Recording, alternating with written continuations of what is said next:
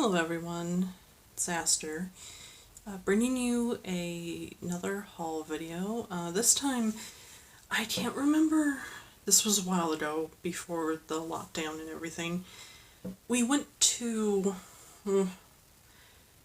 a little tiny town, way out there, in towards the north in Washington, and there was like almost nothing around except for like little vintage shops and I wouldn't call them thrift stores, but they were kinda. The prices were not thrift store prices, let me tell you that much.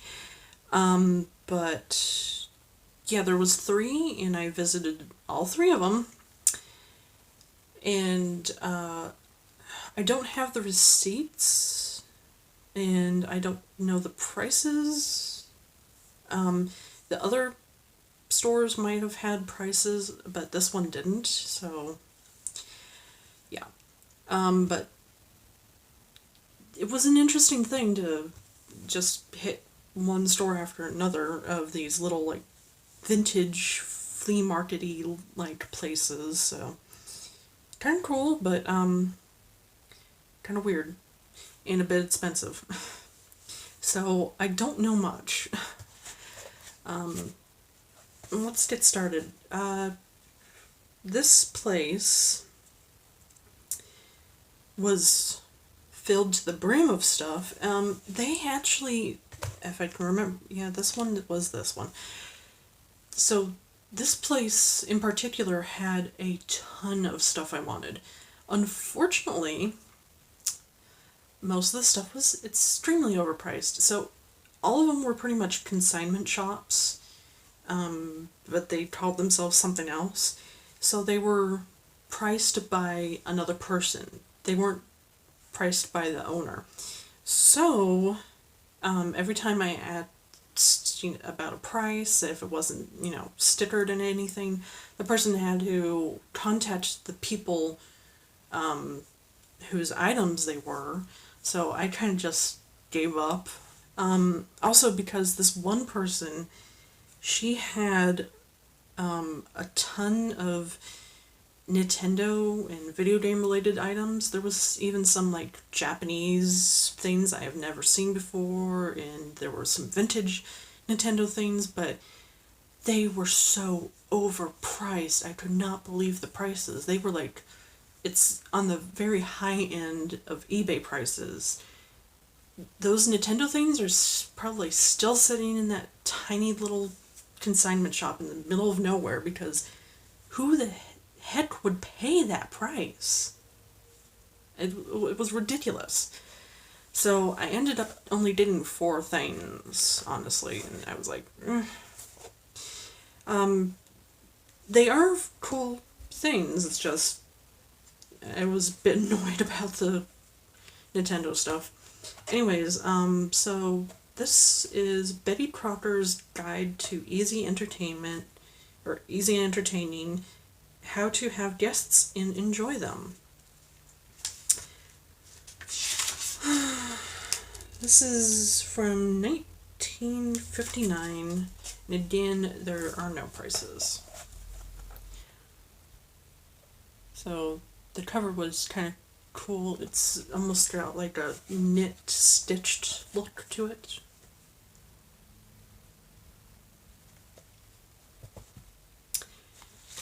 Next up, I believe this one's undated.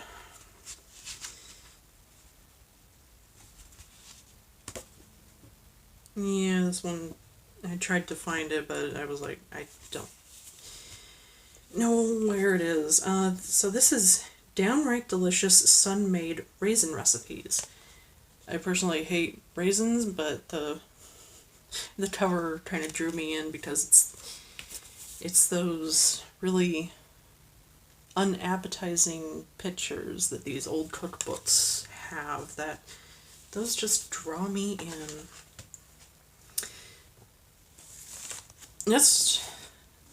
Okay, I'm gonna butcher this.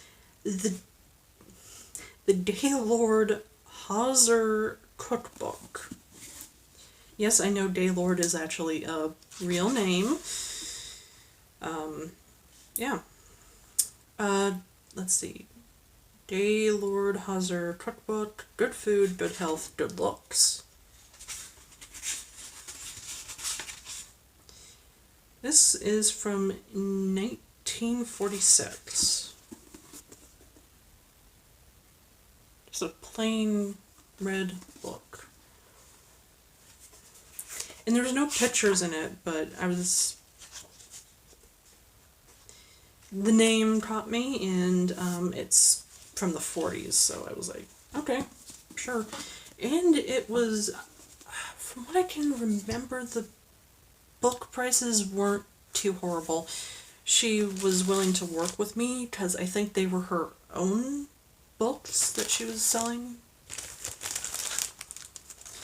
And then last, a Cabbage Patch Kids paper table cover from 1983, and it's still sealed. And if I can remember right, this was $5. This was like the same person who was selling all those Nintendo things. This was literally the only thing that was priced reasonably. So that's it for that little thrift store flea market thing. But there's two other ones I need to go through, and those will be coming out soon, or maybe in the same day. I don't know. Depends on how I upload it. But stay tuned for those. Thank you for watching. I hope you enjoyed it, and I'll see you in the next one.